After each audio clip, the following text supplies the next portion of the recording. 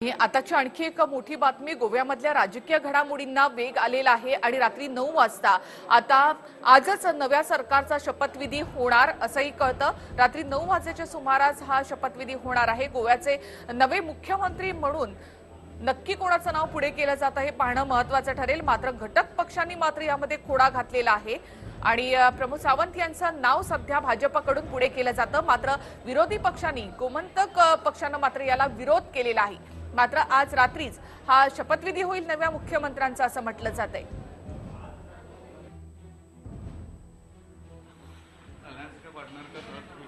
They have given a proposal which is being examined and now it will be finalized. But a CM post is a BJP MLA क्या? Yeah, BJP MLA. BJP MLA. Yeah. But not sure on the promotion one thing. Deputy.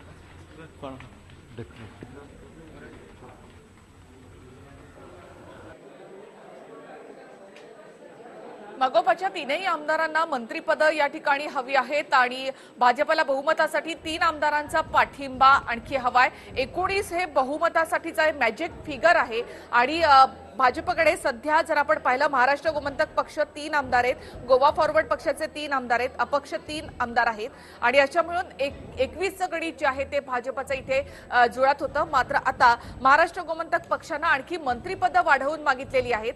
जरी मंत्रिपद दिली तरच नव्या मुख्यमंत्र्यांना आम्ही पाठिंबा देऊ असं त्यांचं म्हणणं आहे। त्यामुळे आता गोव्यामध्ये भाजपचं संख्याबळ जे आहे ते घटलेलं आहे। त्यामुळे आता जे सावंतांचं नाव भाजपनं पुढे केलंय त्याला कितपत पाठिंबा मिळतो आणि भाजप या ठिकाणी बहुमत सिद्ध करणार का याविषयीची उत्सुकता वाढली आहे। तिथे काँग्रेसने देखील सत्ता स्थापनेचा दावा केलेला आहे। आपल्याबरोबर अवधूत वाघ आहेत। अवधूत वाघ, भाजपची गोव्यातली वाटचाल कठीण वाटते।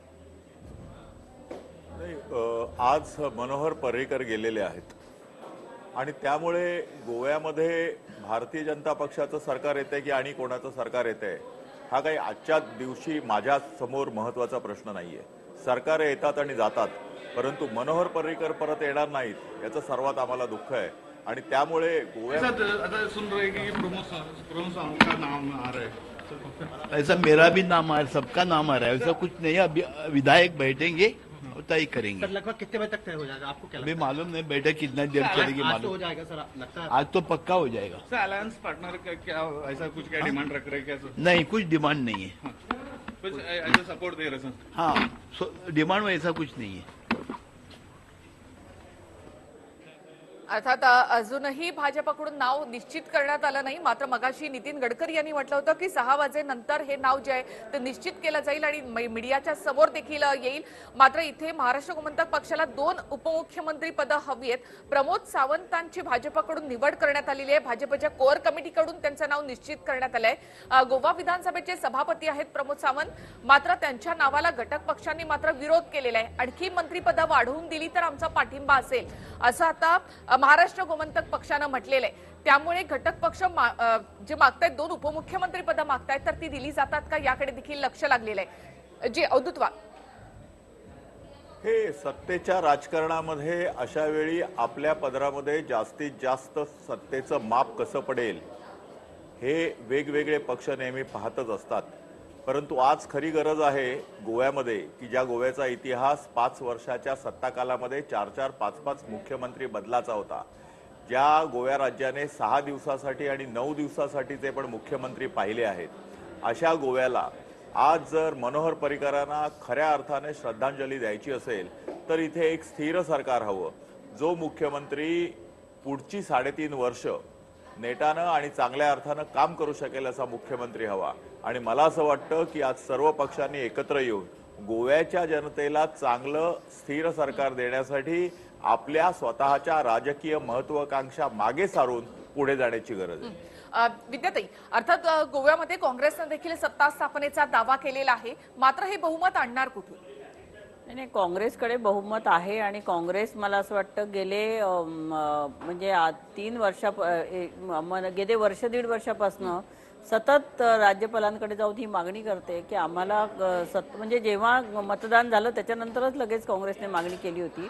परंतु केंद्रामध्ये जे सरकार आहे त्यांनी ह्याच्यावर खूप म्हणजे प्रेशर आणलेलं आहे आणि त्यामुळे तेव्हाच सरकार झालं असतं, पण होऊ शकलेलं नाहीये. आणि आता जर काँग्रेस मागणी करत असेल तर मला असं वाटतं काँग्रेसला संधी दिली पाहिजे. राज्यपालांनी खरं तर त्यांना बोलवलं पाहिजे, परंतु अशा प्रकारे न होता इथे घोडेबाजार पुन्हा सुरू झालेला आपल्याला दिसतोय.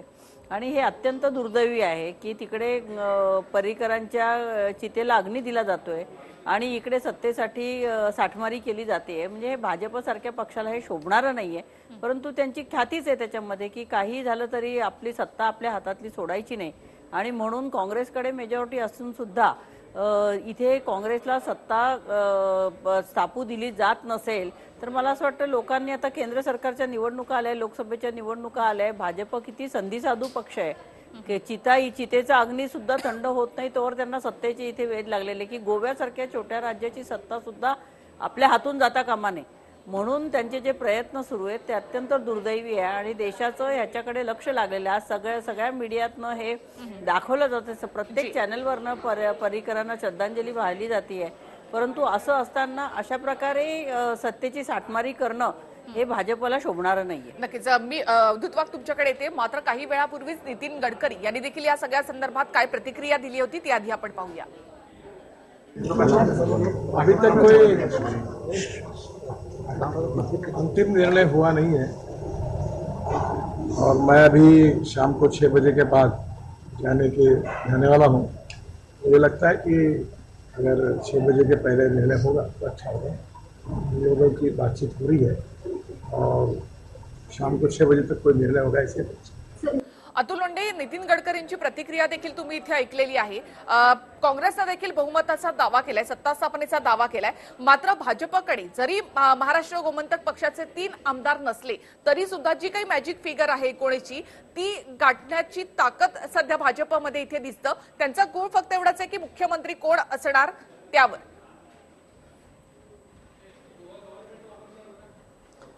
मला असं वाटतं की हे आपला अंदाज आहे, पण जे कन्व्हेन्शन्स आहेत ज्याचं कर्नाटकपासून अनेक ठिकाणी अमित शहांनी हवाला दिलेला आहे. म्हणजे गोव्याच्या वेळेस ते वेगळं बोललेत आणि कर्नाटकच्या वेळेस ते वेगळं बोललेले होते. तर मग सर्वात जास्त आमदार असलेल्या पक्षाला तुम्ही सरकार फॉर्म करायला बोलवत नाही. गव्हर्नर जर अशा पद्धतीनं दुटप्पीपणाचं जे वागणूक करत असेल तर ते योग्य नाही आहे. म्हणजे मी अवधूतजींच्या मताशी सहमत आहे की एक स्थिर सरकार देणंच हे पर्रिकरांना श्रद्धांजली राहील. आणि आज काँग्रेसच त्या परिस्थितीमध्ये आहे आणि अशा परिस्थितीमध्ये जर सत्तेचा गैरवापर होत असेल, गव्हर्नर जर भाजपचा गव्हर्नर म्हणून जर वागत असतील तर मग ती फार दुर्दैवी बाब ठरेल. त्यामुळे मला असं वाटतं की आज आमच्याकडे बहुमत आहे ते सिद्ध करण्याची संधी सिंगल लार्जेस्ट पार्टी म्हणून आम्हाला मिळायला पाहिजे आणि त्यासाठी आम्ही पत्रसुद्धा दिलेलं आहे. त्यासाठी आम्ही राज्यपालांची वेळसुद्धा मागितलेली आहे, पण राज्यपालांनी आम्हाला अजूनपर्यंत तशी वेळ दिलेली नाही. पण आता बघूया कसं होतं. स्थिर सरकार गोव्यामध्ये आलं पाहिजे अशी आमची पण इच्छा आहे. जी नक्कीच. आणि त्यासाठी नितीन गडकरी शहा यांची सध्या पणजीमध्ये बैठक सुरू आहे. या बैठकीमध्ये अंतिम नावावर जे शिक्कामोर्तब केलं जाईल आणि काही वेळातच आता गोव्याचे नवे मुख्यमंत्री कोण या संदर्भातलं वक्तव्य जे आहे ते समोर येणार आहे.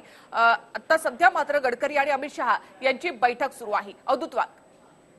माझ्या भगिनी आहेत, मी त्यांचा खूप आदर करतो आणि त्यांनी बोलता बोलता म्हणाले की चितेची आग अजून शमली नाही तोपर्यंत भारतीय जनता पक्षाने हे राजकारण सुरू केलं. विद्याताई, ज्यावेळी मृत्यूशी झुंज देत होते मनोहर पर्रिकरजी, त्याच्या 3 दिवस आधी ते नक्की मरणार या समजुतीने गोव्याच्या विरोधी पक्ष नेत्यांनी आणि गोव्याच्या काँग्रेसच्या अध्यक्षांनी राज्यपालांना पत्र दिलं की आम्हाला सरकार स्थापनेची संधी द्या. एखादा मनुष्य मृत्यूशय्येवर असताना त्याच्या मृत्यूची अपेक्षा करून सत्तेसाठी संधी मागणारा काँग्रेस हा खऱ्या अर्थानं हा सत्तेच्या ह्या मनोहर पर्रिकरांच्या चितेवरचं लोणी खाणार आहे. मला ह्याच्यात सांगायचंय उगाच काहीतरी म्हणजे पर्रिकरांची तब्येत बरी नव्हती, ते संरक्षण मंत्री झाले आणि जेव्हा सत्ता स्थापनेचा पहिला काँग्रेसने दावा केला होता तिथपासूनच बोलतेय मी, आत्तापासून नाही बोलत. तुमचा संधी साधूपणा जो आहे ना तो तिथपासून आहे. आणि अशा प्रकारे आता सुद्धा हे इथे जर काँग्रेसची मेजॉरिटी आहे असं ते सांगतायत तर त्यांना बोलवलं पाहिजे ना. परंतु तुम्ही ती संधीच देत नाहीये. तुम्ही आपलंच घोडं दामटतायत. म्हणजे तुम्हाला खरोखर मला भाजपचं इतकं संताप येतोय की अशा प्रकारे सत्ता, अगदी छोट्याशा राज्याची सत्ता सुद्धा आपल्या हातून जाता कामा नये.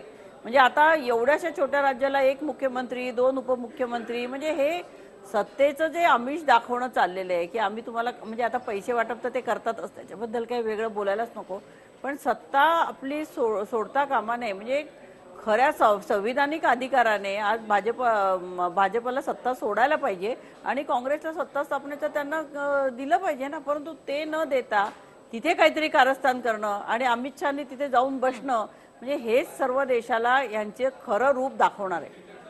जी धन्यवाद, तुम्ही सगळे या चर्चेमध्ये सहभागी झालात त्याबद्दल. मात्र उल्हास बापट घटनातज्ञ आहेत. हा व्हिडिओ तुम्हाला आवडला असेल तर असे आणखी व्हिडिओ पाहण्यासाठी TV9चं YouTube चॅनल सबस्क्राईब करा, बेल बटण दाबा. ताज्या घडामोडींसाठी लॉग ऑन करा TV9marathi.com.